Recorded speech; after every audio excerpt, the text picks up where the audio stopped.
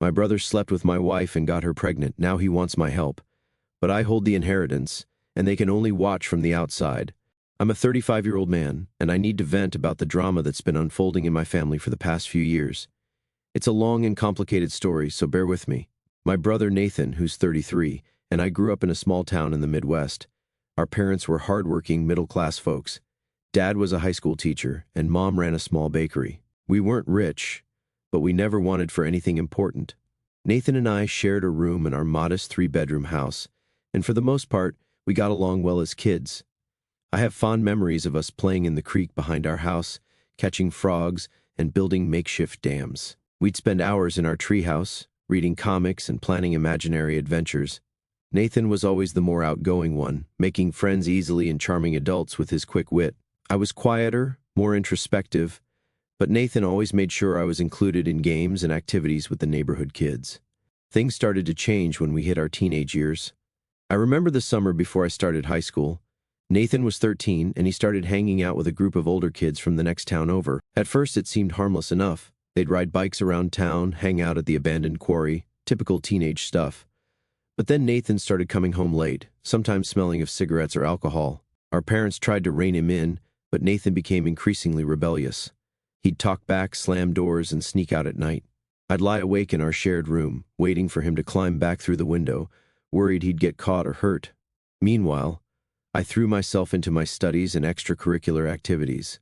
I joined the debate team in the math club, determined to get into a good college and make something of myself. Nathan would tease me, calling me a nerd and a teacher's pet, but I could sense an undercurrent of resentment in his words. Our parents always tried to treat us equally, but as Nathan's behavior worsened, they couldn't help but compare us. They'd praise my good grades and responsible behavior, often in contrast to Nathan's latest escapade. I could see how this widened the rift between us, but I didn't know how to fix it. By the time I graduated high school, Nathan and I were like strangers living in the same house. I left for college with a mixture of excitement and guilt, leaving my parents to deal with Nathan's increasingly erratic behavior. I thrived in college, studying engineering and making new friends who shared my interests. It was during my sophomore year that I met Rebecca. We were paired up for a project in our Introduction to Ethics class. She was pre-law, brilliant, and beautiful. We started dating a few months later, and I felt like I'd found my other half. Nathan, meanwhile, had dropped out of community college after a single semester. He moved back home, much to our parents' dismay, and cycled through a series of dead-end jobs. He'd work for a few weeks or months, then quit or get fired, usually over some petty disagreement with a boss or coworker. Despite his lack of direction, Nathan maintained this sense of entitlement when it came to our family's finances. Our grandparents had left our parents a modest inheritance when they passed away, which our parents had invested wisely over the years. It wasn't a fortune by any means, but it was enough to give them a comfortable retirement. Nathan would often brag about how he was going to get the lion's share of the inheritance, because he was the fun son who actually spent time with our parents. He conveniently ignored the fact that he was living rent-free in their basement, eating their food, and constantly borrowing money he never paid back. I remember one Thanksgiving break during my senior year of college. I'd brought Rebecca home to meet my family, and things were tense from the start. Nathan kept making inappropriate comments about Rebecca, saying things like, "I can see why you locked that down," and making crude gestures when he thought I wasn't looking. I confronted him about it later that night after Rebecca had gone to bed. We were in the kitchen, and I asked him to knock it off and show some respect. He just laughed and said I was being too sensitive. "Lighten up, bro," he said, cracking open another beer. "I'm just saying what everyone's thinking. A girl that hot with a nerd like you? You should be thanking me for not stealing her away." I was furious but didn't want to cause a scene and ruin the holiday for our parents. I walked away, but things were never quite the same between us after that. After graduation, Rebecca and I got married and moved to the city, where we both found jobs. Nathan was my best man, more out of obligation than anything else. His speech at the reception was uncomfortable, full of backhanded compliments and inside jokes that no one else understood. For the next few years, we settled into our careers and started thinking about starting a family. We bought a small house in the suburbs and started trying for a baby, but month after month, nothing happened. We went through a battery of tests, and eventually, we were told that we both had fertility issues that would make conceiving naturally very difficult. We started looking into fertility treatments, a process that was both emotionally and financially draining. I confided in my parents about our struggles, seeking their support and advice. Unfortunately, this information made its way to Nathan, who seemed to view it as another opportunity to make inappropriate jokes at my expense.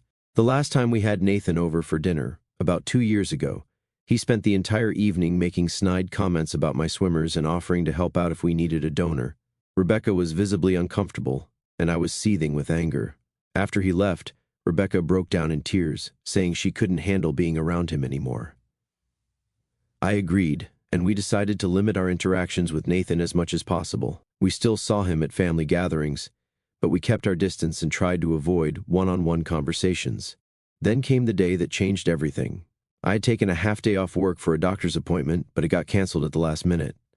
I decided to head home early, thinking I might surprise Rebecca with lunch. As I pulled into our driveway, I saw Nathan's beat-up Camaro parked on the street. I thought maybe he'd stop by to apologize for his behavior or to borrow money again. But when I walked into our bedroom, I found them in bed together. The next few hours were a blur. There was shouting, crying, accusations flying back and forth. Rebecca tried to explain, saying it had only happened a few times, that she was lonely and stressed about the fertility treatments. Nathan just stood there with this smug look on his face, like he'd finally won some long-standing competition between us. I kicked them both out and filed for divorce the next day. The following months were a haze of lawyers, paperwork, and moving out of the home we had shared. I was a mess, barely functioning at work and avoiding my family as much as possible. About 3 months after I caught them, Nathan called me. He was drunk, his words slurring as he rambled on, but I got the gist of it. Rebecca was pregnant, and he was pretty sure it was his. He had the audacity to ask me if I would be cool about it, since Rebecca and I had wanted a baby so badly. I hung up on him and blocked his number. I also blocked Rebecca and changed my email address. I couldn't deal with either of them anymore. When my parents found out what happened, they were horrified. They tried to mediate at first, saying that family was important and we should try to work things out, but I was done. I told them I didn't want to hear anything about Nathan or Rebecca ever again. For the past year and a half, I've been focusing on rebuilding my life. I threw myself into work, got a promotion, and even started dating again recently. I thought I was finally moving on from all the drama, but last week I got a call from a number I didn't recognize. It was Nathan. He was sobbing, barely coherent. From what I could gather, our parents had finally had enough of his behavior. They had told him they were cutting him out of their will and leaving everything to me. Nathan was begging me to talk to our parents, to convince them to change their mind. He said he was struggling to support Rebecca and the baby. Apparently it was his after all, and he needed the money.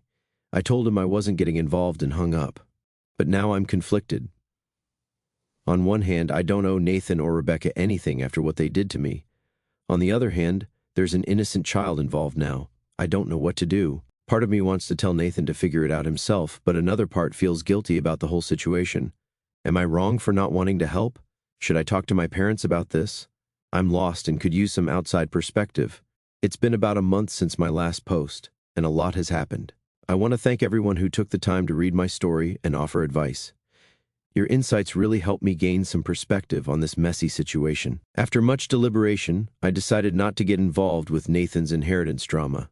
Many of you pointed out that it wasn't my responsibility to fix his mistakes, and I agree. I've worked hard to rebuild my life after what he and Rebecca did, and I don't want to risk getting pulled back into their chaos. However, I did decide to reach out to my parents, not to advocate for Nathan, but to get their side of the story and make sure they were okay. We met for dinner at a neutral location, a small Italian restaurant where we used to celebrate special occasions when Nathan and I were kids. It was intense, to say the least. My parents looked tired and older than I remembered. Mom's hair had more gray in it, and Dad's face seemed etched with new worry lines.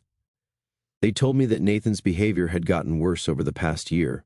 He'd been coming around, asking for money constantly, sometimes showing up drunk or high. He'd scream at them when they refused, calling them terrible parents and threatening to keep them from seeing their grandchild. They recounted an incident from a few months ago that really shook them. Nathan had shown up at the bakery during the lunch rush, clearly intoxicated. He started yelling at Mom, demanding money and causing a scene in front of customers. When Dad tried to intervene, Nathan shoved him, nearly knocking him over. It was only when another customer threatened to call the police that Nathan finally left. The final straw came when Nathan tried to forge our dad's signature on a check. He was caught trying to cash it at the local bank. The teller recognized Dad's signature from years of doing business there and called to verify. Instead of apologizing when confronted, Nathan flew into a rage and trashed their living room, breaking the antique clock that had been in the family for generations and tearing up old photo albums. That's when they decided to change their will. They said it wasn't about punishing Nathan, but about protecting themselves and their assets. They were worried that, if something happened to them, Nathan would blow through the money in no time, leaving nothing for his child. I was shocked. I knew Nathan had issues, but I never thought he'd go that far.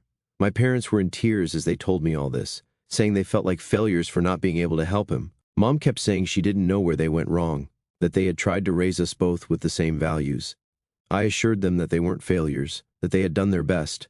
But Nathan was an adult who made his own choices. We talked for hours, catching up on everything that had happened in the time we'd been distant.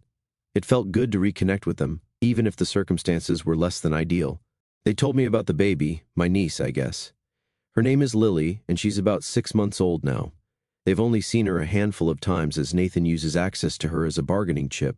It breaks their hearts to be kept from their only grandchild. As for Nathan, he didn't take my refusal to help well. He's been bombarding me with calls and texts from different numbers, alternating between begging for help and hurling insults. One minute he's saying he's sorry for everything and that he needs his big brother. The next he's cursing me out and saying I was always mom and dad's favorite. I've blocked each new number as it comes up, but it's emotionally draining to keep dealing with his mood swings. Rebecca reached out too, sending a long email apologizing for everything and asking if we could talk. She said she regretted what happened and wished she could take it all back. She wrote about how hard it's been being a single mom. Apparently, Nathan isn't much help, and how she often thinks about the life we could have had together. I didn't respond. Maybe someday I'll be ready to hear her out, but right now, the wound is still too fresh. Work has been a welcome distraction from all this family drama. I've been putting in extra hours on a big project. We're developing a new type of energy-efficient building material, and it's fascinating work. My boss noticed my dedication and hinted at another possible promotion in the near future. I've also been spending more time with friends, trying to rebuild the social life I neglected during my marriage and subsequent divorce. Last weekend, a group of us went camping at a nearby state park. It was nice to get away from cell phone reception and just enjoy nature for a while. We hiked, fished, and sat around the campfire telling stories. For a little while, I was able to forget about all the drama and just be in the moment. The woman I mentioned I was dating in my last post, Sam, has been incredibly supportive through all of this. We're taking things slow, but it's nice to have someone to talk to who isn't involved in the situation. She's a graphic designer who loves the outdoors, and she's been teaching me about photography on our weekend hikes. As for the future, I'm still not sure what it holds. My parents have made it clear that they don't expect me to have a relationship with Nathan if I don't want to. They've promised to respect my boundaries and not try to force a reconciliation, but they did ask if I'd consider meeting my niece someday, which is something I'll have to think about. For now, I'm focusing on maintaining my relationship with my parents while keeping Nathan at arm's length. It's not a perfect solution, but it's what feels right for me at this moment. Things have been going well for me personally. That promotion at work came through, and I've been settling into my new role as project lead for our green building materials division. It's challenging, but in a good way that keeps me engaged and motivated. I'm learning a lot about management and team dynamics, skills I never thought I'd need as an engineer. Sam and I are still together, and our relationship has been growing stronger. We recently took a weekend trip to the coast, renting a small cabin overlooking the ocean. It was the most relaxed I've felt in years. We spent our days hiking along the cliffs, exploring tide pools, and evenings cooking together and talking by the fireplace. For the first time in a long while, I felt like I could see a future beyond the next few months. Now for the not-so-good news. Despite my efforts to keep Nathan out of my life, family drama has a way of creeping back in. About 2 months ago, I got a call from my mom. She was in tears, telling me that Nathan had been arrested for drunk driving. Apparently, he'd wrapped his car around a tree after leaving a bar. The real kicker, Rebecca and the baby were in the car with him. By some miracle, no one was seriously hurt. Rebecca had a broken arm, and the baby, my niece Lily, was thankfully unharmed, thanks to her car seat. But Nathan was facing some serious charges, including child endangerment. I was shocked. As angry as I was with Nathan, I never thought he'd do something so recklessly stupid, especially with his own child in the car. My parents were beside themselves, torn between worry for Nathan and anger at his actions. Against my better judgment, I agreed to go with them to Nathan's arraignment.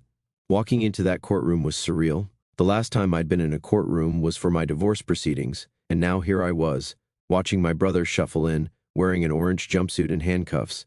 Nathan looked awful. He'd lost weight, his eyes were bloodshot, and he had a nasty cut on his forehead from the accident. When he saw us in the gallery, he burst into tears. It was hard to reconcile this broken man with the charming, confident brother I grew up with. Rebecca was there too, her arm in a cast and dark circles under her eyes. She tried to approach me after the hearing, but I just couldn't bring myself to talk to her. I nodded politely and walked away, ignoring the way my stomach churned at the sight of her. Nathan's lawyer managed to get him into a rehab program instead of jail time, but he's on thin ice. One more slip-up, and he's looking at serious prison time. My parents are cautiously optimistic that this will be the wake-up call Nathan needs, but I'm not holding my breath. This whole situation has stirred up a lot of complicated feelings. I'm angry at Nathan for continuing to make such destructive choices, worried about the impact on Lily, and frustrated that I'm getting pulled back into his drama, despite my best efforts to stay away. After the arraignment, my parents asked if I would consider being more involved in Lily's life. They're worried about her welfare, given Nathan's instability and Rebecca's apparent inability to set boundaries with him. I'm torn about this. On one hand, Lily is an innocent in all this, and I hate the thought of her growing up in such a chaotic environment. On the other hand, getting involved means having to interact with Nathan and Rebecca, which I'm not sure I'm ready for. Sam has been my rock through all of this. She's listened to me vent, offered a shoulder to cry on, and given me space when I needed it. She even offered to come with me to the arraignment for moral support, though I decided it was better to go alone. I don't know how I would have handled all this without her support. Last week, Sam and I had a long talk about the future. She knows about all the family drama, and she's been incredibly understanding. But she also gently pointed out that at some point I'll need to make some decisions about what kind of relationship, if any, I want to have with Nathan and his family going forward. It's not an easy thing to think about, but I know she's right. As for my relationship with my parents, it's been strained, but we're working on it. They understand my desire to keep my distance from Nathan, but I can tell they're hoping for some kind of reconciliation eventually. They've started seeing a family therapist to help them deal with the stress of the situation, which I think is a positive step. I've been thinking a lot about forgiveness lately, not necessarily for Nathan's sake, but for my own peace of mind. I'm not there yet, and I don't know if I ever will be. The betrayal still feels fresh, even after all this time. But I'm trying to work through these feelings, maybe find a way to let go of some of this anger I've been carrying around. Work continues to be a welcome distraction. We're in the final stages of testing our new building material, and early results are promising. If all goes well, we could be looking at a major breakthrough in sustainable construction. It's exciting to be part of something that could make a real difference in the world. I've also been trying to expand my social circle beyond just work friends. I joined a local hiking group and have been going on weekend treks. It's been nice to meet new people who don't know anything about my complicated family history. There's a freedom in being able to just be myself without any baggage or expectations. For now, I'm trying to maintain boundaries while still being there for my parents as much as I can. It's a delicate balance, and I'm not always sure I'm getting it right. I've agreed to meet Lily, but I've made it clear that this doesn't mean I'm ready to forgive Nathan or have a relationship with him. I don't know what the future holds. Nathan's actions have shown me that, just when I think things are settling down, life can throw another curveball. All I can do is keep moving forward, focusing on the positive aspects of my life while dealing with the family drama as it comes. There are days when I feel angry and resentful, wishing I could just cut ties completely and never look back. But there are also moments when I remember the brother I used to have, the one who looked out for me when we were kids, and I feel a pang of sadness for what's been lost. I'm trying to take things one day at a time, setting small, manageable goals for myself. Right now, that means focusing on my career, nurturing my relationship with Sam, and slowly rebuilding my relationship with my parents. As for Nathan, Rebecca, and Lily, well, that's still a work in progress. Life doesn't always give us clear-cut solutions or happy endings, but I'm doing my best to navigate this messy situation as best I can.